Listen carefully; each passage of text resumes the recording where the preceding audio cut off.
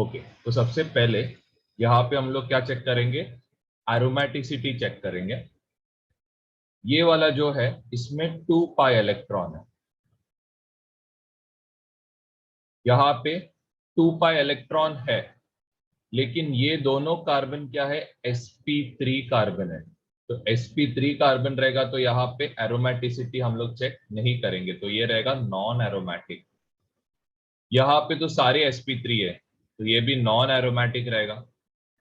लेकिन इधर 4 pi electron है, तो 2 पाई इलेक्ट्रॉन एरोमेटिक है कि 4 पाई, इसमें से 2 पाई। ये एरो रहेगा और ये क्या रहेगा, एंटी एरो रहेगा। ओके, अब ध्यान देना, सबसे ज्यादा स्टेबल कौन रहेगा, एरोमेटिक सबसे ज्यादा स्टेबल रहता है। अब एंटी एरोमेटिक सबसे लेस स्टेबल रहेगा, ठीक है। एंटी एरोमेटिक जो रहने वाला है सबसे लेस रहेगा, इसका मतलब सबसे एंड में कौन आएगा, डी। अब नॉन एरोमेटिक में कौन ज्यादा स्टेबल रहेगा, ऑफ कोर्स बी ज्यादा स्टेबल रहेगा। क्यों बी ज्यादा स्टेबल रहेगा, क्योंकि वो रेजोनेंस तो कर रहा है एटलीस्ट, इसीलिए यहाँ पे बी आएगा। उसके बाद कौन आएगा, डी आने वाला है।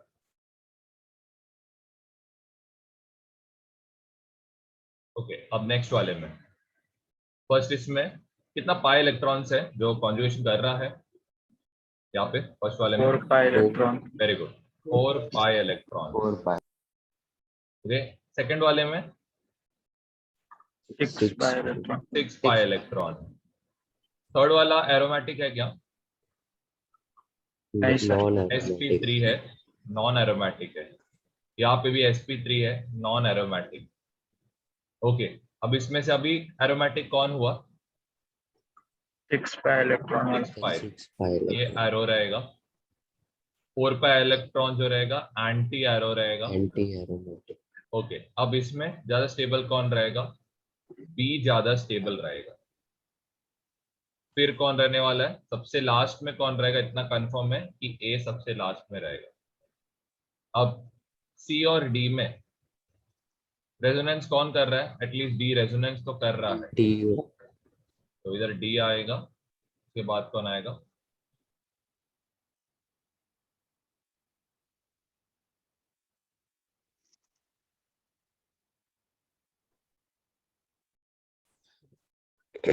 सब 5 बन रहा है। सेकंड वाले में कितना बन रहा है, 5 में भी 5 ही आ रहा है। इसमें 5 आ रहा है, ठीक है, चलो देखते हैं।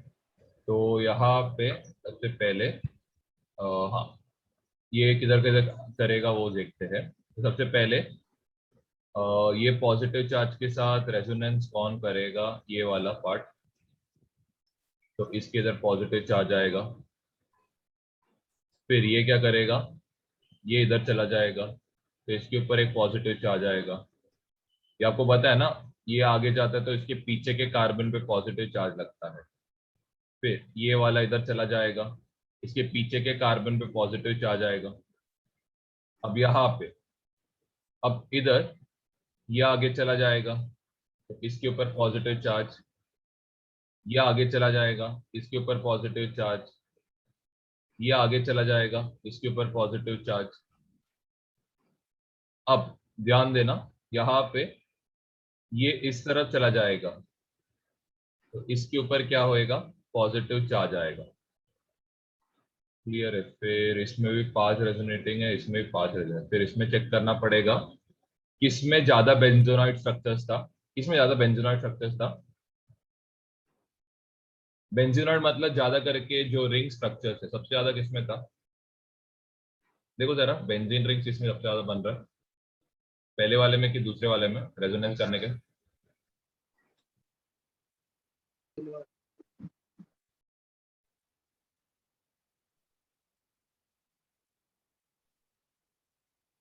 ठीक है, इधर देखो, सबसे पहले यहाँ पे एक बेंजीन रिंग है और इसमें एक बेंजीन रिंग है। तो पहले वाले में तो सिर्फ एक ही बेंजीन रिंग था, दैट वाज दिस। ये वाले में 2 बेंजीन रिंग्स बन रहा है, तो ये क्या रहेगा, ज्यादा स्टेबल रहेगा एज कंपेयर टू पहला वाला।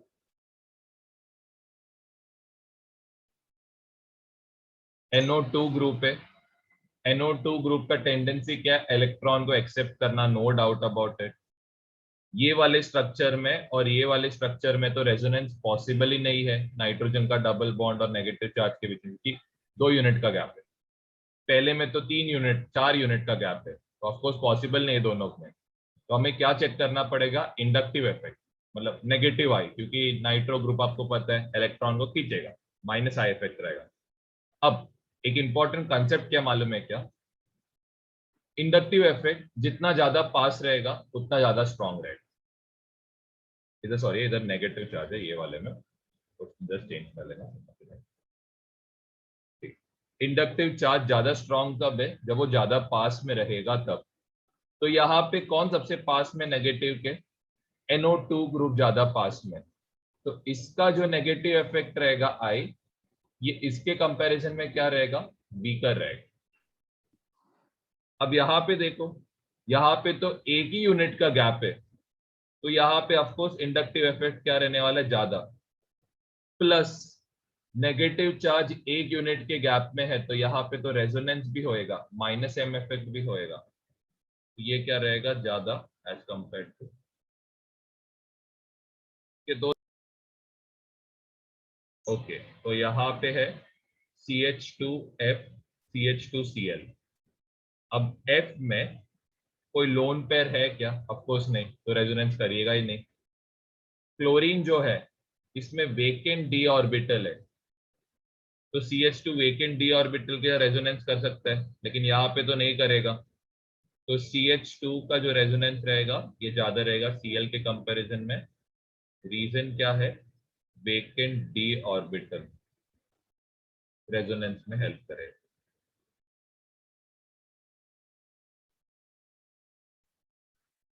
यहाँ पे CF3, आपको CF3 के पास तो वेकेंट d ऑर्बिटल नहीं है रेजोनेंस कराने के लिए, यहाँ पे at least vacant d orbital present है।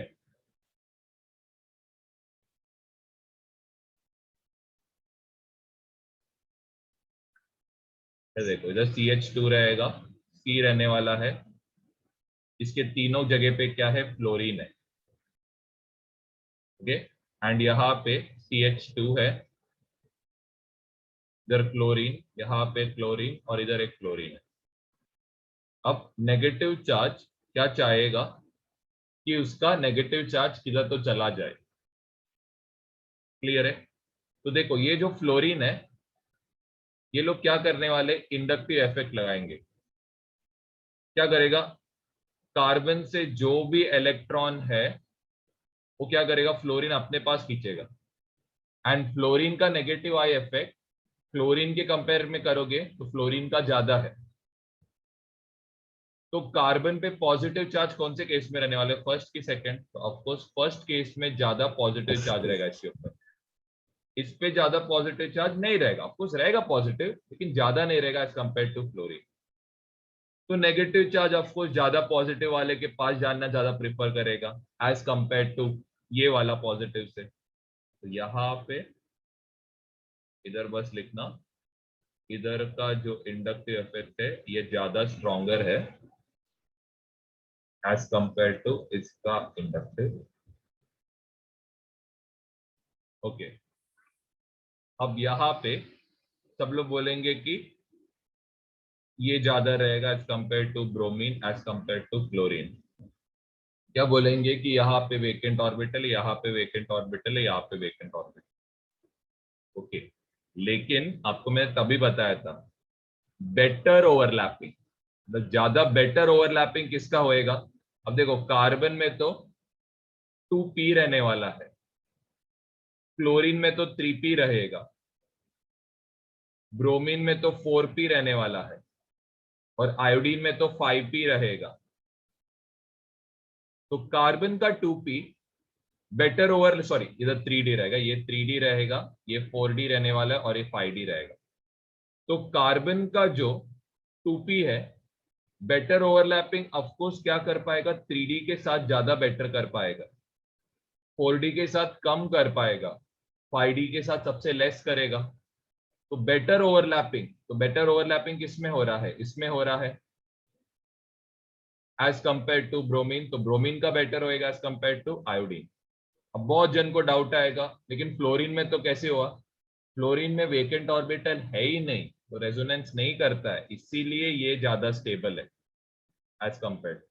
लेकिन इधर सब में वेकेंट डी ऑर्बिटल प्रेजेंट है, लेकिन बेटर ओवरलैपिंग किसका होता है, 3D सॉरी 2p का 3D के साथ ज्यादा बेटर होएगा क्योंकि साइज का डिफरेंस ज्यादा नहीं है तो ओवरलैपिंग अच्छे से हो पाएगा।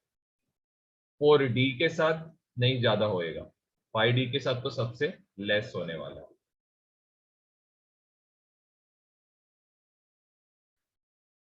ओके, अब यहां पे नेगेटिव चार्ज इसके रेजोनेंस करेगा, फ्लोरीन क्या कर पाएगा क्या, ऑफ कोर्स नहीं कर पाएगा। नहीं सर। क्यों नहीं कर पाए, क्योंकि उसके पास ऑर्बिटल ही नहीं है खाली।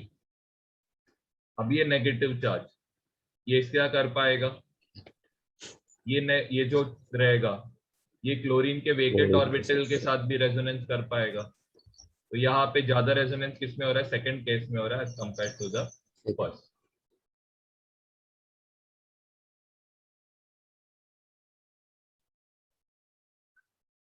यहाँ पे भी सेम होएगा, CH2 का जो नेगेटिव चार्ज है ये पूरे बेंजीन रिंग के साथ कर पाएगा, लेकिन क्या फ्लोरीन क्या कर पाएगा, नहीं। यहाँ पे CH2 का जो नेगेटिव चार्ज है ये सब क्या रेजोनेंस कर पाएगा, प्लस और क्लोरीन के साथ भी रेजोनेंस करेगा। तो क्लोरीन क्या करेगा, क्लोरीन के पास है वेकेंट डी ऑर्बिटल, इसीलिए देखो यहाँ पे NH2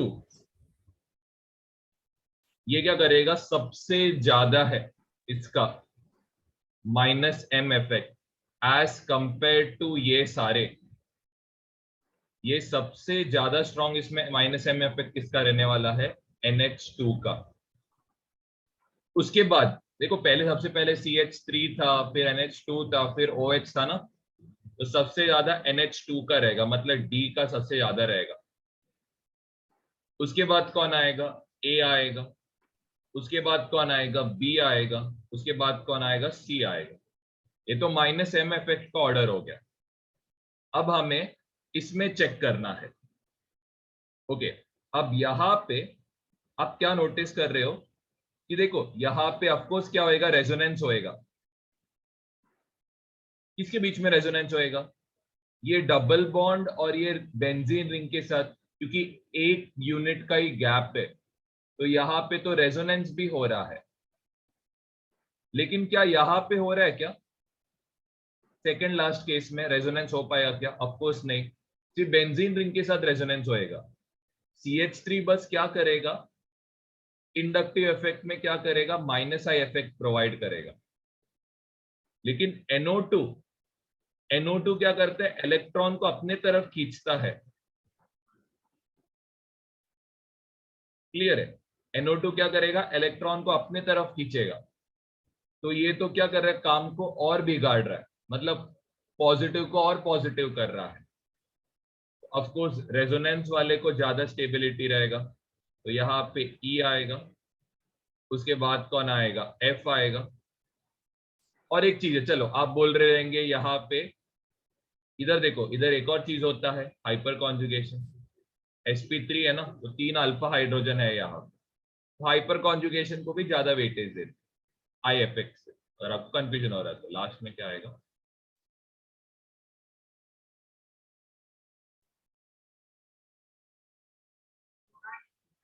ऑफकोर्स यहाँ पे CH3 ग्रुप क्या करेगा, नेगेटिव चार्ज को प्रोवाइड करेगा। नेगेटिव चार्ज को प्रोवाइड करने से क्या होएगा, यहाँ पे ऑफकोर्स पॉजिटिव चार्ज को ज्यादा फायदा होएगा। यहाँ पे CH3 ये भी इसको नेगेटिव चार्ज देगा, लेकिन ज्यादा नहीं दे पाएगा कंपेयर टू दिस। यहाँ पे ऑफकोर्स ये CH3 दे पाएगा, यहाँ पे CH3 अकेला दे पाएगा।